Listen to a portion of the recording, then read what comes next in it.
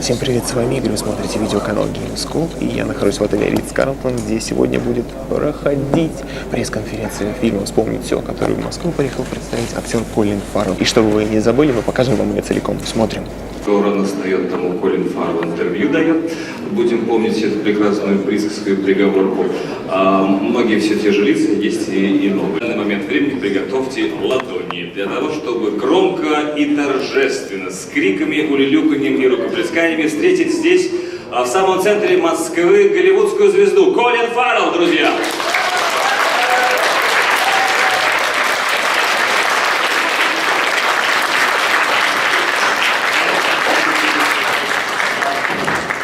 Ну что ж, Колин Фаррелл сегодня здесь вместе с нами. И позволю себе первый вопрос, касающийся фильма «Вспомнить все», Колину позволю себе задать вот какого рода. Колин, видел ли фильм Шварценеггер? Прислал ли он вам какую-нибудь смс или, может быть, лично сказал свое мнение об этом кино? No, I haven't heard a word from Arnold, unfortunately. I'm sure he's got bigger things to be dealing with in his life. Worried about me and my version of this film. But I called him, I wrote to him, I sent him a pigeon. No response.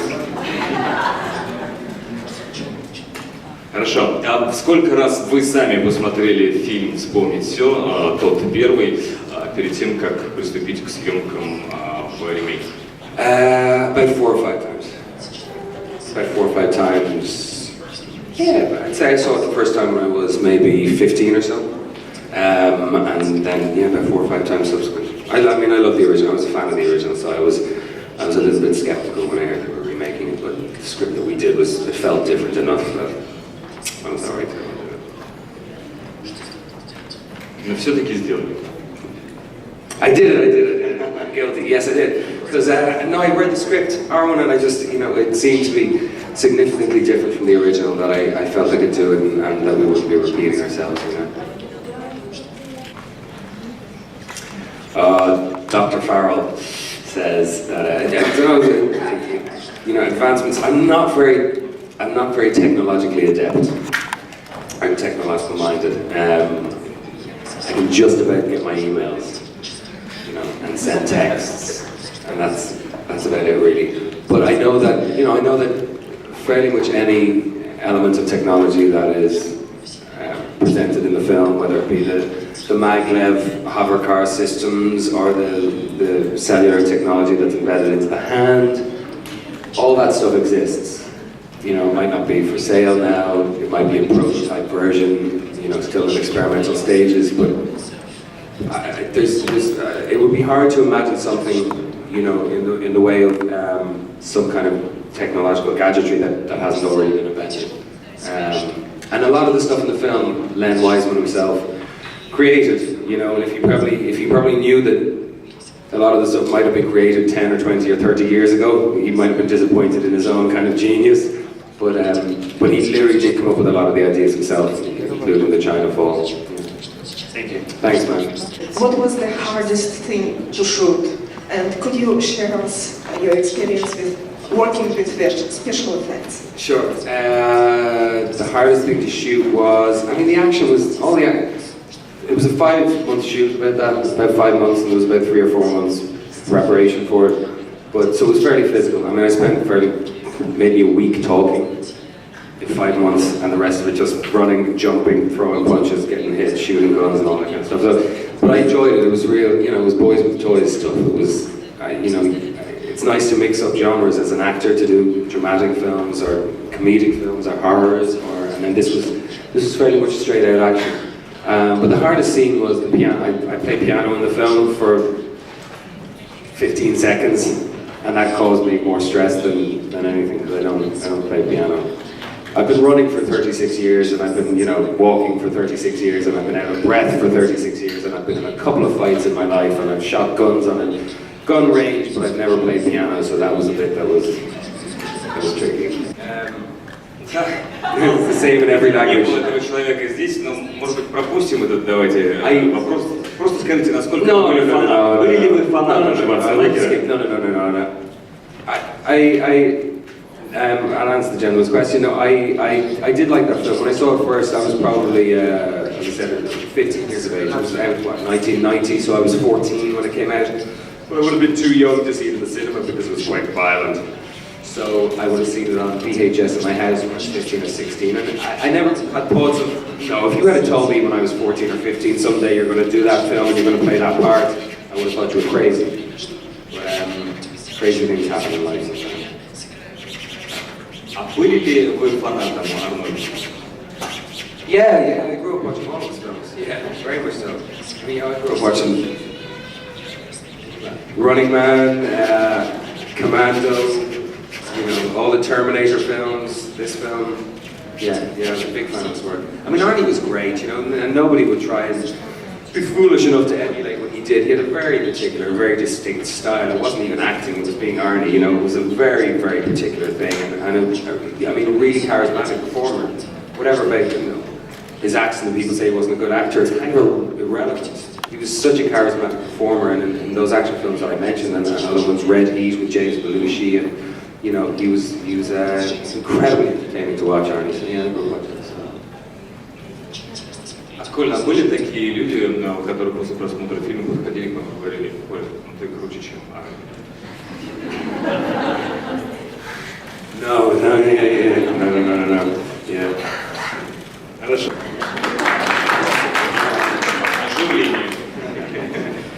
I don't know. I'm not sure. I have no particular kind or type or style. I'm kind of an equal opportunity employer, I suppose. Thank you for embarrassing me. Thank you.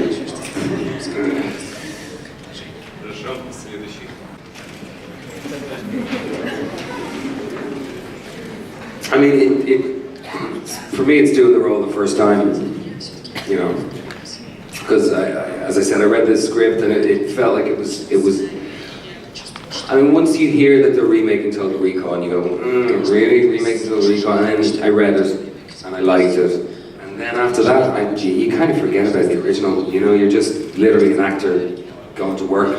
You know, so you really do. I mean, there was a couple of elements in the original that. Part of me was kind of thinking, maybe we could have that in the remake, but the part of me that was thinking that was the 15-year-old that loved the original, so I had to kind of tell that guy and, you know, just engage with the remake as an original script, in a sense, as contradictory as that sounds, you know. So I forgot, once I got over the fact that the original, that the remake was something that I was going to invest myself in, then I forgot about the original. I forgot about Arnie and just went and did my job, you know. Спасибо.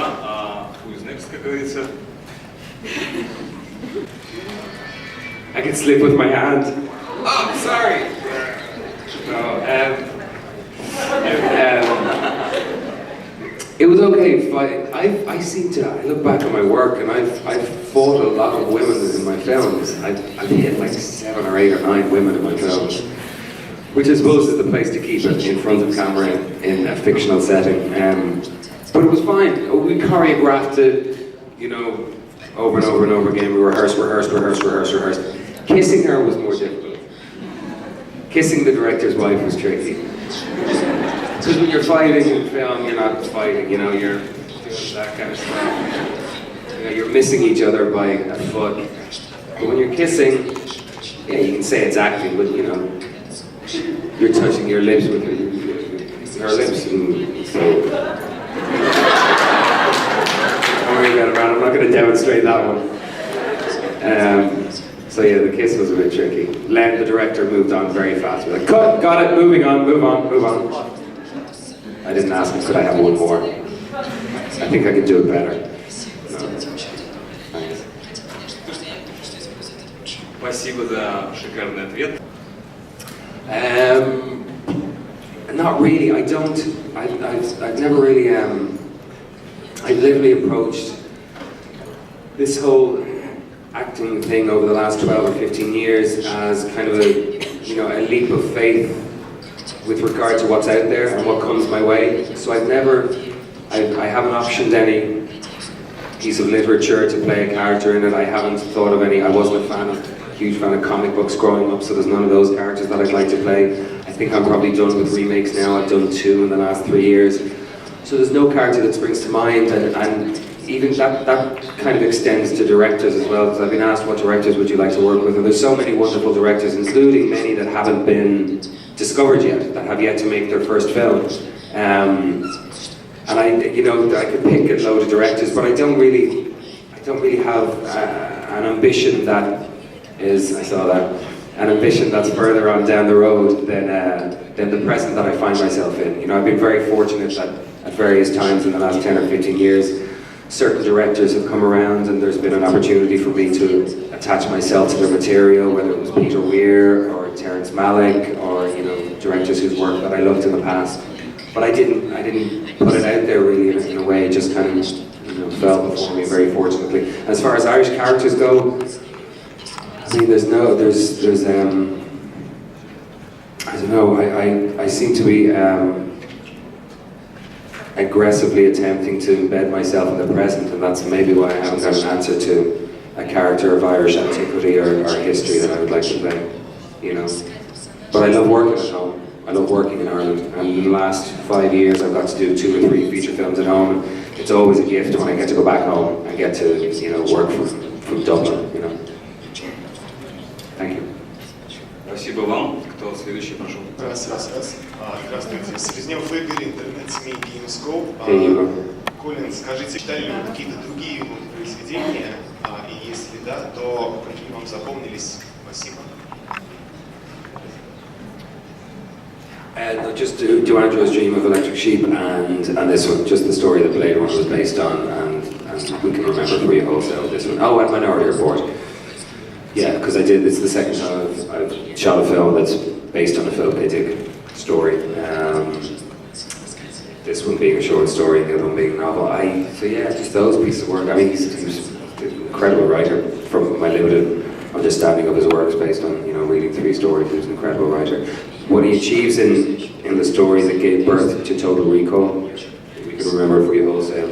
What he achieves in about, it's a short story, it's 18 or 19, 20 pages, I think. But what he achieves in that space is phenomenal in the capacity of bending reality and imbuing the reader with me as the reader with an inability to decide what was real and what was not. You know, it was incredible. I don't think either of the films have achieved the deep level of fractured reality that he achieves in the story. I mean, that was very much his to do, and that was very much born of his particular ability. But yeah, I read a few of his pieces. Every single one of the film, all of them. No, it's a lie. Stop. I'm lying, like Pinocchio.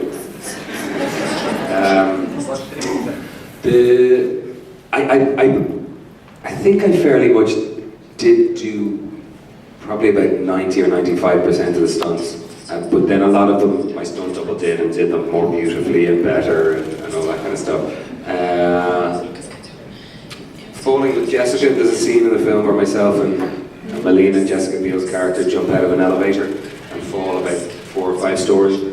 I'm not very good with heights, so that was kind of scary. I'm terrible with heights. This stage is making me very nervous. А самая сложная сцена с точки зрения не высоты, а вообще ее воплощения, помимо лифта, помимо игры на пианино и, может быть, еще что-то. Допустим, не знаю, там, прыжок в машине или еще что-то.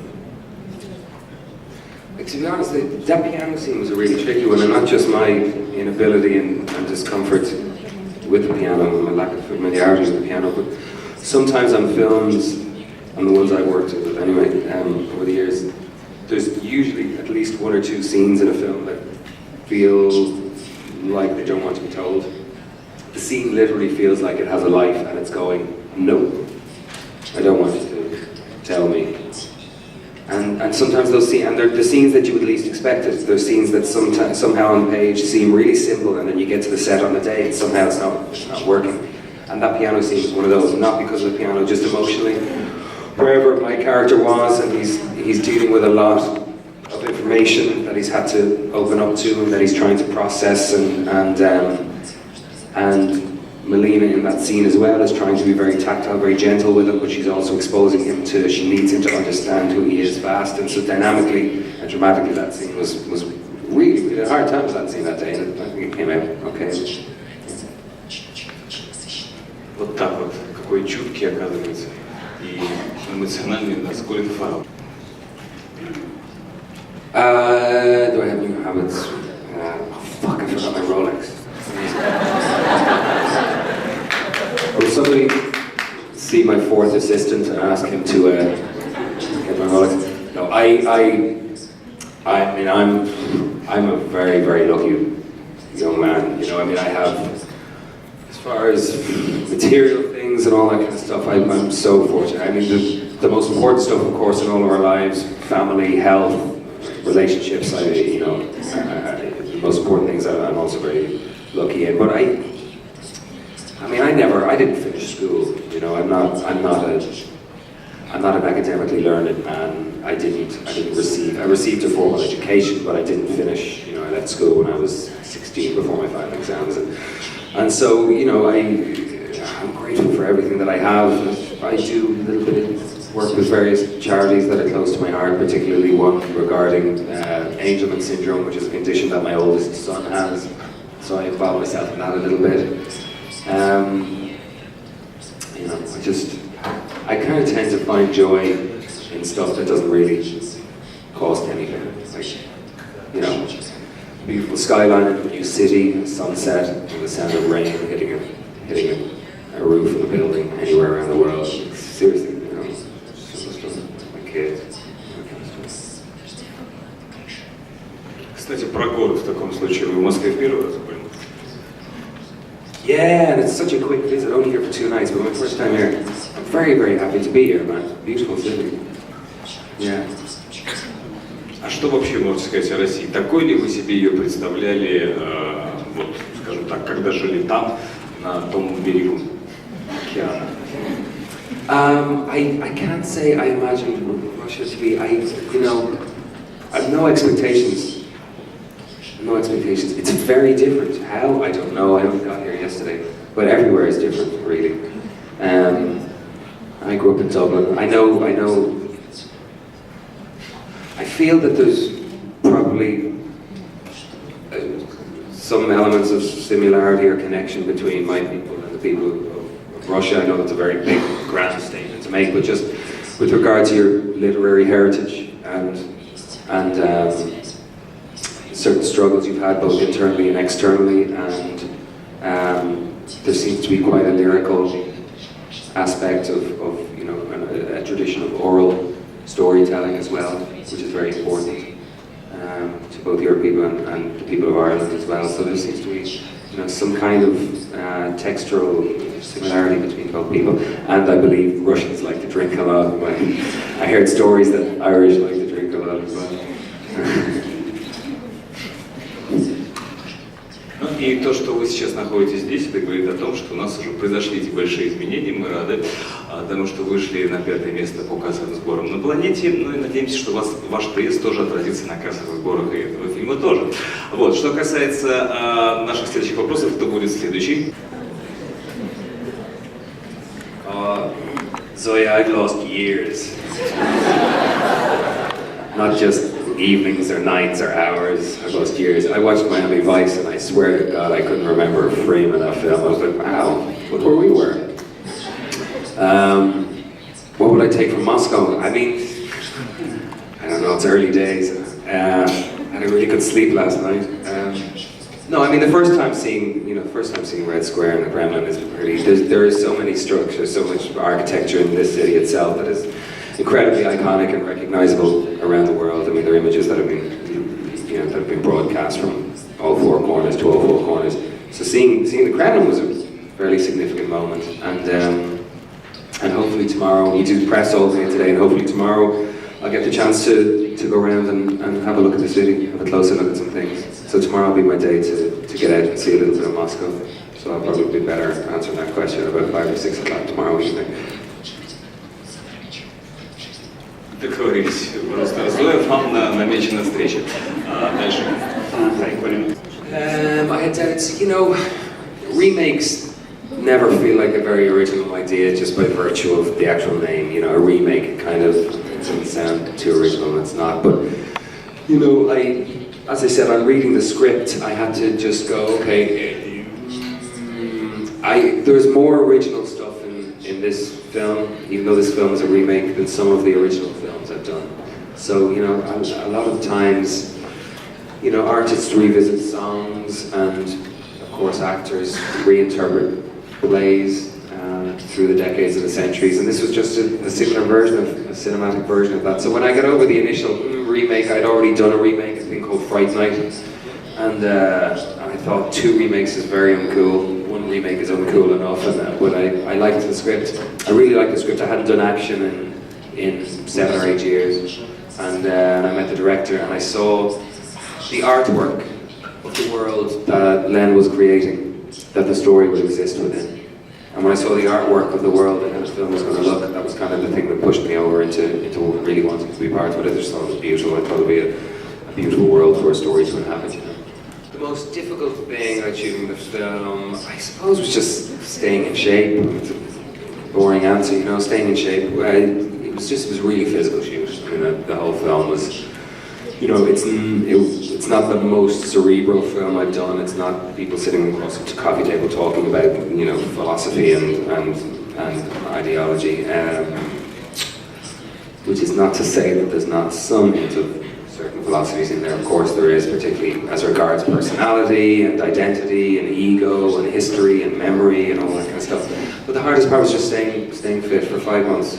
What happens with films sometimes, if you're to get in a particular shape physically for a film, whether it's to be very thin or bigger or round or muscular, whatever it is you have time before the film usually starts. So you spend that time getting ready, you have a small diet, or you eat more, or you lift weights or whatever. And then once the film starts, you go, forget it. So if the film's 3 or 4 months, your body changes over 3 or 4 months. So the hardest thing for me was to, do a 15-hour day and then go straight to the gym. That was the trickiest thing. Спасибо огромное. У нас остаются считанные минуты до окончания пресс-конференции, поэтому давайте самые оригинальные вопросы. Кто считает, что... Colin, hi again. Hello. У меня к вам вопрос. Когда вы целовали Кейт Бекинсейл, какие у вас были ощущения? Потому что вы целовали перед ее лицом, перед ее мужем. Feel. What did I feel? Да, и когда, может быть, он говорил, давай быстрее, давай лучше целуйся, чтобы было как можно меньше кадров, сделать. Yeah. What did I feel? Sympathy for her husband. I mean, yeah. I mean, it was one of the more uncomfortable experiences I've had in 15 years of making films. It actually really was, because it's only a kiss. I mean, thank God it wasn't an R-rated film and we didn't have to get between the sheets, because that would have been very, very uncomfortable. I was surprised that Len, the director, didn't leave the set. He didn't have the decency to leave the set, to give us a moment's peace. But it was fine. It was really fine. It was quick. As you said, we did like 2 takes. that was it. Thank you. Oh, спасибо. Thank you.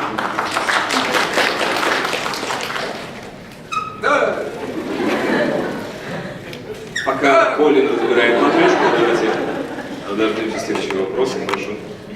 Oh, funny moments. Never good at this question. Never good at this question. Funny moments, man. Wait, I call someone. I don't know, I mean, you know,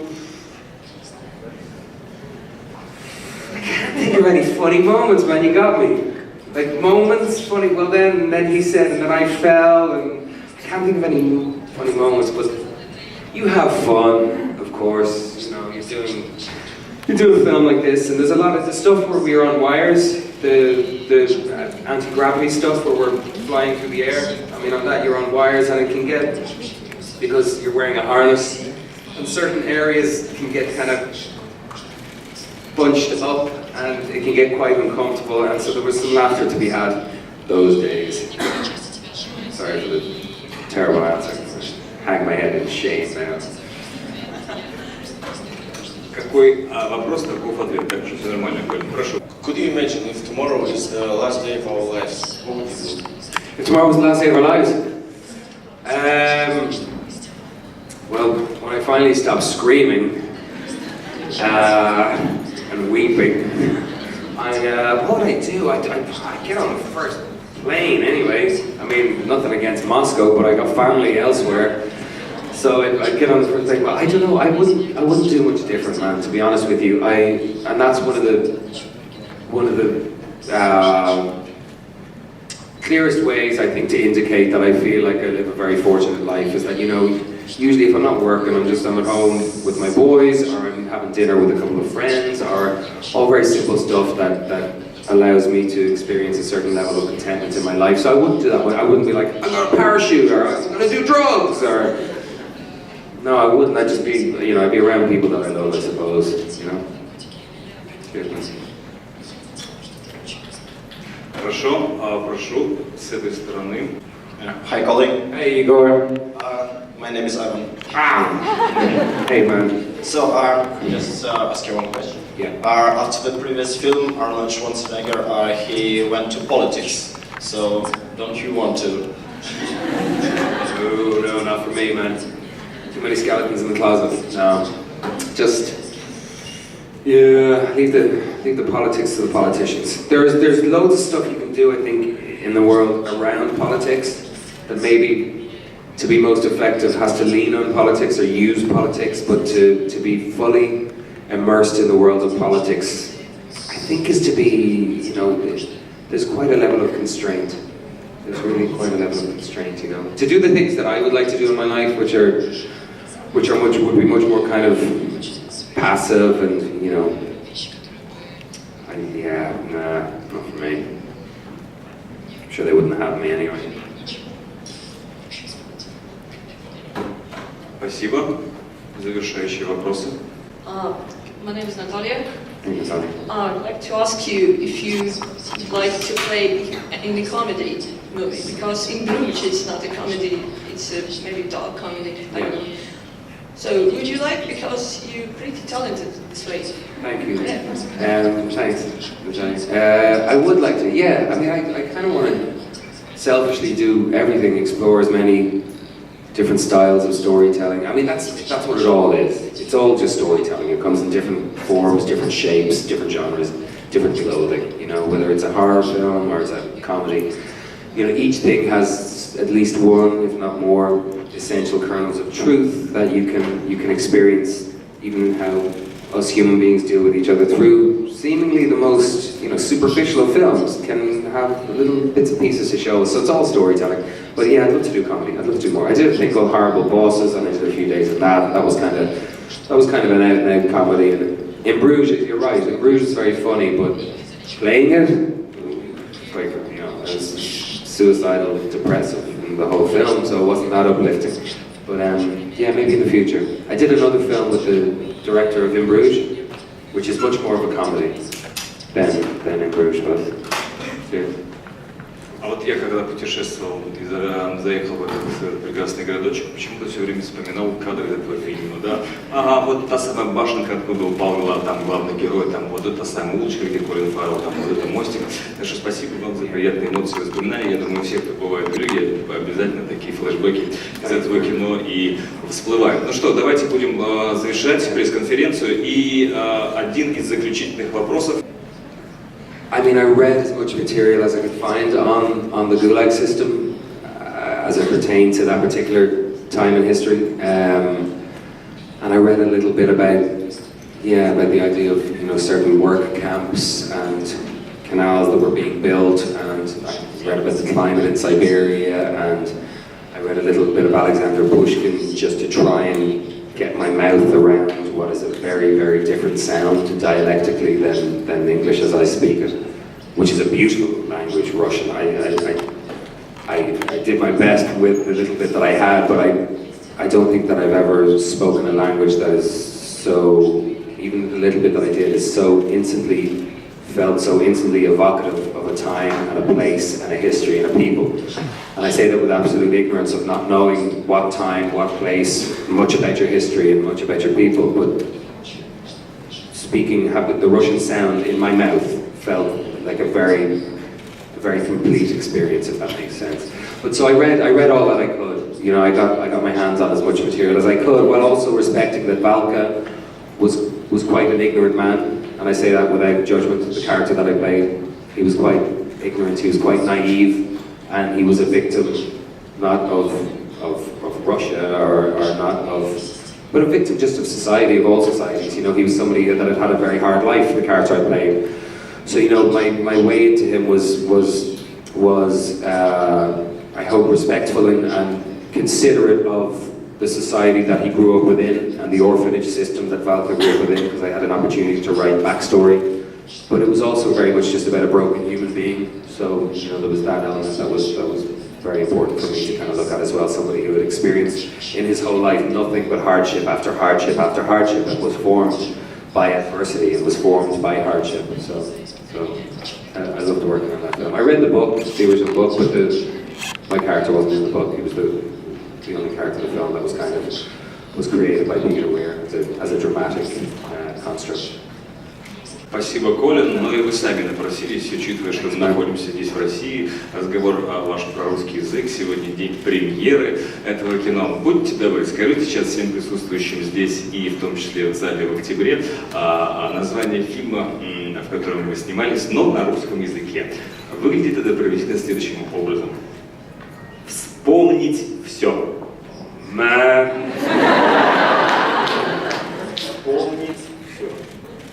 Вспомнить все.